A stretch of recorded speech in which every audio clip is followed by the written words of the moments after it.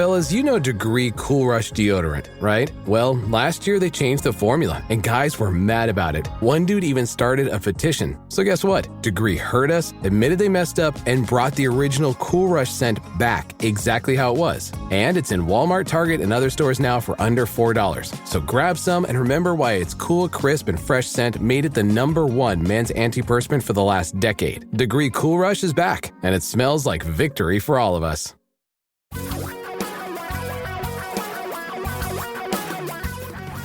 Reality radio for a really great future. We're talking real money. Welcome to the Talking Real Money multicast, combocast, podcast, videocast, blog, vlog, whatever you want to call it. We'll just make stuff up until you find something you like, because we do this for you. I'm Don McDonald here in the Florida studio, and of course, Tom has fled back to the Pacific Northwest, where the weather's more amenable to him. He likes the rain. Freezing to death. And the cold. Yeah, speaking of which, Tom, who's the guy who called in this last weekend and called me your assistant? Did somebody call you my assistant? Yeah. He said, sorry, your assistant isn't here. Well, I like technical that. problems. Yeah, I like that. I want your number, dude. I like that. Thank you, sir. Whoever you are, thank you. Thank you so much. Wow. It's people like you that make life worth living. Makes me want to get up in the morning.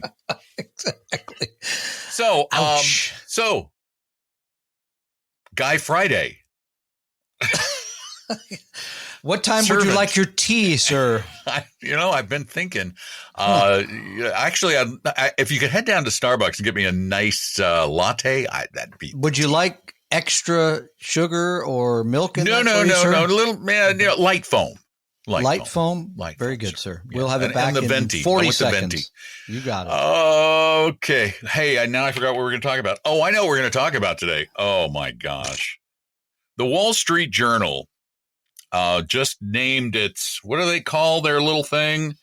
The winner's circle. The winner's circle of mutual funds. Yeah.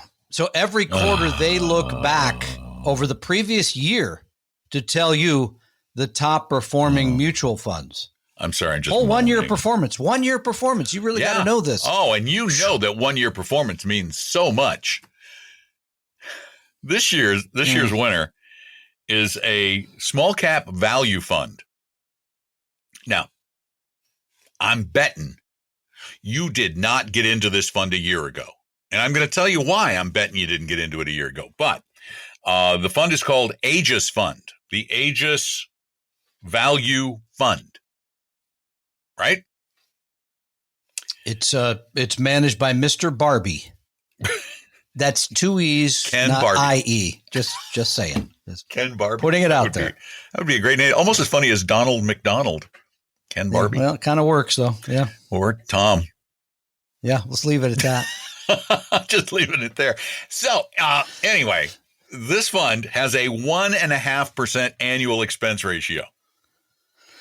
Yikes. It's got a portfolio of fewer than 60 stocks, heavily concentrated in just one industry, Tom. I think it's like lumber or something, or commodities. It's commodities. It's commodities. Okay. Yeah. Which so shock you to know has had a good run here. But I mean, the asset class itself has done pretty well. Yeah. Was it brilliance or was it luck? Is it live or is it Memorex? Well, are you overweighted to International Petroleum or Resolute Forest Products or Amerigo Resources? Are you overweight? I've never even heard of Amerigo Resources, but I'm pretty sure it's probably in the Vanguard Total World Stock Index Fund, right? I bet you own it. Yeah. I do. By the way, the last time Mr. Barbie was featured in the Journal's quarterly survey was 2016. Guess what? He made a bet on gold mining stocks then that made him a lot of money and pushed him into the winner's circle. And here's what happens is a fund like this has incredible years followed by relative mediocrity. The last time he won was when, Tom? 2016. Yeah. His return for 2016 was 70.71%. 70.71 in a year when small cap value, which is where he is categorized, was up by about 27%. So he's real smart. Yeah, real smart. Or what's the other possibility that people when don't you go to the casino and you roll the dice or you put it on black and it comes up black? Because Lucky. The funny thing is, in 2014, his fund lost 26%. Oh. In 2015, the fund lost 24%. Ouch. So what I did was I did some interesting little research here. I went back to 2020 to see if anyone recommended the Aegis Value Fund as the next hot fund for 2021. And I looked everywhere. And what I found, it was interesting. The one fund that kept popping up over and over and over again as the likely hot fund for 2021, I bet you knew it. Gosh, you're good. I'm so smart. ARK was picked to be the hot fund of 2021. Because it made 150% the year before or whatever it was. Right. Don't have to be a genius there. That is the deal. So right now what people are doing, because this came out in the Wall Street Journal on Monday, is thousands of people are going out and buying Mr. Barbie's fund. And the likelihood is it likely that they're going to enjoy the same incredible success in 2023 as they enjoyed so far in 2021 and 2022, Tom? No, there's been a lot of work done on this topic about buying the thing, buying the fund, buying the fund manager's work that has been hot. Mark Holpert's done some terrific work on this. I think he still writes a little bit for MarketWatch, but he doesn't do his newsletter work the way he used to. But he used to look at the newsletter with the best performance one year, next year, traditionally in the lower end. And the same holds true because what happened here is a very few stocks in a very small asset class in a relatively small fund. Bingo, big money. I mean, and by the way, if you want the real demo on that, the more highly publicized, of course, would be Kathy Smith over at ARK. So we know what has been hot recently is usually the worst place to invest from that. Number two, short-term performance. I got to scold the Wall Street Journal. I think you are a little bit here, but a little bit more because this is a very silly exercise. I know they got to fill the pages and I read it. But this People is really love this stuff, though. I know it's just really it's this. And again, what happens is not unlike the portfolio that you and I looked at earlier today, is people end up with a portfolio of the series of ideas because they heard I got to be in with Mr. Barbie or Ms. Barbie. No, I was kidding, Mr. Barbie because his fund has been hot. So they end up buying all these little things instead of here's the way you should pick funds. You decide on the overall asset allocation first, how much in stocks, how much in bonds. Then on the stock side, you say, I got to own the world. What's the best way to do that? Well, you could buy a series of exchange traded funds at exceedingly low cost. What his is 1.5%. Is that what you said? 1.5% per year. That's correct. That's Whereas insanity. the Vanguard Small Cap Value Index Fund, which is VISVX, Right. I use the investors, so I had the history. The price on that, and it's even lower for the ETF or the Admiral shares, is 0.19. So it's 0.19 or 1.50. So 8 times more expensive. Oh, I mean, it's wrong. And this is what we all miss in this whole thing because nobody analyzes these and nobody really looks at the truth of the claims that they're outperforming. Yeah, sure they're outperforming. But why? It's usually one of two things. It's either luck, pure luck, or the fund manager takes greater risk. And in the case of Aegis Value, we don't know how to quantify luck really, but we can quantify risk with a thing called standard deviation. The standard deviation of the Vanguard Small Cap Value Index. Yep, which is over 10 fund. years, pretty risky, about 17%. Okay. The higher, if something doesn't fluctuate at all, it has a standard deviation of 0, just so you understand. Correct. 0. Yep. 17.51%. The standard deviation for the Aegis Value Fund is almost 26% Wow. over that same period. Way, way, way high. That is dramatically higher. Dramatic. So, yeah, you would expect to make more because you're taking greater risk. But over time, that 1.5% fee, it's going to eat down your extra returns. And they're going to come out. They'll probably in the long run you'll end up with a little bit better, maybe, but you're going to suffer much, much bigger, much, much more frightening swings along the way. And I want to add one more thing, Tom, because this comes out every 6 months. I love this study. It's very scientific, done by a reputable company by the name of Standard & Poor's. Probably heard of them. They have this index. Actually, they have lots of indexes. They do. They own almost all the big indexes now. They do what is called their SPIVA report. S&P indexes versus active. I looked at the latest one. Active mutual funds. Right, active mutual funds. Correct. I looked at the latest SPIVA report card for 2021, and these numbers are fascinating. Over 3 years, this is on a risk-adjusted level because remember, a lot of these funds take more risk. On a risk-adjusted basis, 80% of all actively managed U.S. mutual funds, 80% over 3 years, underperform the comparable index. And they use the same indexes. They match asset classes. They don't just say against the S&P 500. It's against the appropriate index for that fund. Correct. Yeah. 5 years. This would be matched against U.S. small cap value. Yeah. Mm-hmm. 5 year, 81%. But here's where it gets interesting. This is where luck comes into play. Because over 3 or 5 years, you can get lucky. People have streaks at the casino. But at 10 years, this is where the chaff gets shaken out of the wheat. 93% fail to beat their appropriate index. And at 20 years, 95%. What are your odds of success? 95% underperform the index. 95% fail to beat the index for all that extra money they charge. You got to be really smart to pick those ahead of time. So my suggestion on the winner's circle is don't play the loser's game by trying to be part of it. Oh, that was clever. Thank you. He went for clever today. Ooh. Sometimes he goes for clever and he hits it. That was pretty close.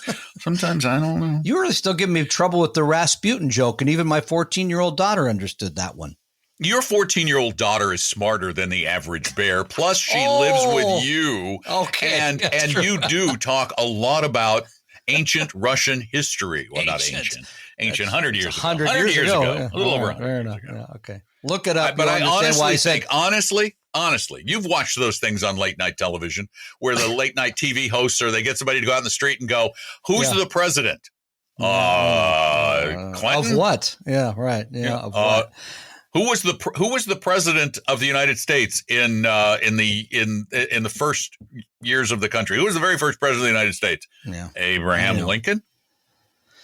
Yes, I know our sad lack of education, but I will say nobody this. knows. They don't teach Rasputin. I like that line so much. I'm going to use the next time somebody says the 60-40 portfolio is dead, I will use that line again. Count on it. I only have 3 or 4, as Don knows, having known me for 30+ years. This is a sad day on Talking Real Money. I'm sorry to be that guy. You got a quick question here? You want one? All right. Sure, why not? Trying to find you one here. Now that drug Rasputin into all this, may as well do something else. All right, here we go. Yep. I think this is a good one. I don't think we've done this. No, we haven't done this one before. Hi, guys. I'm currently in my mid-30s. I have a 401k and a TDF. And, of course, what does the smart aleck say right after that? What? Not Templeton Dragon Fund. Oh, we're never going to live that one down, I don't think. No, I don't think so. And a portion in small cap. Oh, it sounds like the Paul Merriman portfolio, doesn't it? You got the target date and okay. Looking at me and my spouse's Roth IRA, we put in the max per year. 2 questions. First, I've come across some ETTs labeled as momentum ETFs. such as MTUM. Oh, I think he meant ETFs, not ETTs. I believe he did. Yeah. Yeah, because that's the iShares Momentum Factor I know ETF. the fund. I know the fund. I do too. I do. I know the fund. Yeah, we know it. Is there any place for this sort of fund in our portfolio? I also hear you talk about small cap value ETFs. As me and my wife do not plan on retiring anytime soon, would it be advantageous to be in a small cap growth ETF? Curious on your thoughts, and I enjoy the podcast. Yes, on the small cap. Absolutely. Yeah, he has small cap, and I think that should probably even be small cap value. Here's the struggle I have. Broad small cap. We use the momentum, but we use it in a very small way. We use it professionally managed. It gets rebalanced when it needs to. I don't think, honestly, there's no offense to do-it-yourselfers, that if you're a do-it-yourselfer, that's a fund for you. Well, what happens is there are a number of factors, and that's what they're called. Yep. Mm-hmm. Factors that have shown some potential for increasing returns based on the past. And momentum means that a stock, and this happens, stocks get hot and they tend to stay hot for a while just based on that momentum, the fact that people are following the crowd. As a matter of fact, perfect example, the Aegis Fund. I bet it's going to get some momentum for a little while. Count on it. Yeah. But one of the problems with momentum and why you don't want it to be a major part of your portfolio is it is difficult to judge when the momentum runs out. There are people who believe they have a formula for that, but these are relatively new factors, and you don't want to if you throw all of the potential factors into a portfolio, it can get ponderous to manage, which is why it really should. It's like, don't try this I'll give you a great home. analogy. I'll give you a great analogy. You get a splinter buried in your finger. Go ahead, get a pair of tweezers and some alcohol and clean that thing out, right? Yep. You get an entire tree limb shoved through your abdomen. Go to the hospital. That's good. I just watched the end of Uhtred last night, so that's perfect time. Did he get a tree limb stuck through his abdomen? Yeah, there was one right at the end there. Yeah, it didn't look too good. I didn't even watch that. So. Not Uhtred, but somebody else. I think that's a good analogy. There's a depth of understanding and work that goes into using funds like this, and I'm not sure. Again, I don't want this to sound insulting. It's not that you can't. I wouldn't do this if I was doing it on my own. I'll put it that way. Well, because you're butting up against a couple of things. One, you're butting up against the complexity of it. Just getting it right and the timing and the rebalancing, and not timing as in market timing, but you're being in the appropriate stuff and the appropriate portfolios and the appropriate parts of it. You got to factor in all this stuff. Plus, there's the more things you have in your portfolio, the more difficult it becomes to constrain your emotions. Because you start looking at those, and this is a human habit. You look at the pieces, not the whole. And that's why you need a professional going, It's like, remember all the conversations we've had about bonds? You remember those? Where we kind of have to get you back. We have to kind of grab you and pull you back on track because you're going, why do I have these stupid bonds in my portfolio? Get me out of these bonds. I hate these bonds. No. You don't often know what's best for you. Father knows best. No, I think that's a very good way to put it, because there's other factors that I'm not sure that a do-it-yourself investor should be adding to their portfolio. I'll put it that way. And that's what Rasputin was trying to convince the Tsar and Tsarina of back in his day too. That he was trying to guide them in the right spiritual poison, direction. Hanging, stabbing, shooting, whatever else they were. Go look him up if you don't know. That's now Tom's second reference to Rasputin in a single week. Yeah. Okay. Well, I'll work my way to another. Can you work on a new historical reference? Religious figure. So sure. New historical reference. Right. Not World War II. Oh, that's a shame. No, you gotta delve deeper. Go medieval. Whoa. Go medieval on us. Uhtred is as medieval as I get, and I don't think he's a real person. So that's a little early medieval. No, but the time, I mean, the kings and all were. That's true. That's true. He's talking about the Last Kingdom. Yes. I finally watched the end of it. Thank goodness. Don't tell me I haven't seen the end of it. I love Then the I learned Kingdom. There's going to be a movie or something. It never ends. Uhtred lives 1,000 lives. How he does it. And he's been in 8,000 sword fights. obviously very talented. I like, doesn't the guy have just a stray hit here? Anyway, so good for him. All right. We got to go. All right. We're out of time. Silly references. Thanks. Good. Thanks for being here. Thanks for listening to our podcast. Thanks for occasionally, but not nearly often enough, sharing our stuff on your social media. Share us on social media, please. And subscribe on YouTube. Where are we at? Where are we at on YouTube? Where are we at? I got to look. Believe it or not, we're closing in on 900. We're not over 900. 1,000. We're going to have a party, dude. We're going to have just massive. I'm going to stay up till like 9:30. And it'll be recorded live. Oh, no, dude. Hey, you were so wrong. Uh-huh. We are at 934 subscribers. Ooh, we're getting Talking to 1,000 Real Money more quickly than we thought. So okay. we just need 66 Please. more. Please. All right. Do it. We want those today. Okay. So go. All right. All right. Thanks for being there. I'm Don. That's Tom. We hang out all the time, literally almost every day, talking real money. We hope you realize that the information provided on Talking Real Money is for informational, educational, and hopefully enjoyable purposes only. Providing personalized financial planning or investing advice takes time, so please consult with a really good fee-only fiduciary investment, tax, or legal advisor. We know a good one. Investing must always involve risk. In other words, you can and probably will lose money at times. Also, as much as you want it, no one can accurately and consistently predict the future, so past performance doesn't tell you a darn thing about what the future will bring. Unlike many other programs that say something similar, Talking Real Money is not trying to get you to buy or sell any financial products or securities. Instead, the program is provided as a public service by Apella Capital, a fee-only registered investment advisor. Thanks for listening, and please visit TalkingRealMoney.com for more information and disclosures. Are we done now?